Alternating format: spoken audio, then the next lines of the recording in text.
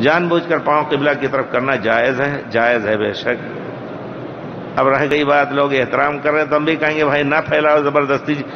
کیوں چڑھا رہے ہیں آپ لوگوں کو، لیکن جائز ہے، اس میں کوئی اگر حلال حرام کی بات ہوتی تو اللہ تعالیٰ اللہ کے رسول بیان فرما دیتے۔ اب آپ کا ذوق کہتا ہے کہ نہیں ہم چاہتے ہیں نہ پھیلایا جائے، بے ادبی ہے، لیکن ہم گئے شیخ سبیل کے ساتھ سبحان اللہ نائجیریا میں، تو ان کے یہاں یہ بے ادبی نہیں ہے۔ آیا وہ جتنے مسلمان تھے اور دوسرے ایک عیسائی تھا جو یونیورسٹی کا وہ تھا چانسلر، اس کے بچوں کو دعا لینے لائے،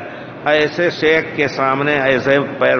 کر کے اور ایسے بیٹھے ہیں سب ایک طرف سے، ایسے شیخ کے منہ کے سامنے ایسے کر کے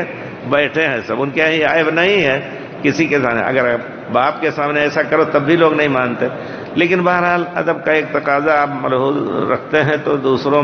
کو بھی چاہیے کہ کوئی ضروری نہیں کہ ادھر پھیلائے، لیکن شرعی طور پر وہ حرام نہیں ہے۔ ہاں پیشاب پیخانے کرتے ہوئے پیٹھ اور چہرہ کعبہ کی طرف یا بیت المقدس کی طرف کرنا یہ جائز نہیں ہے جی۔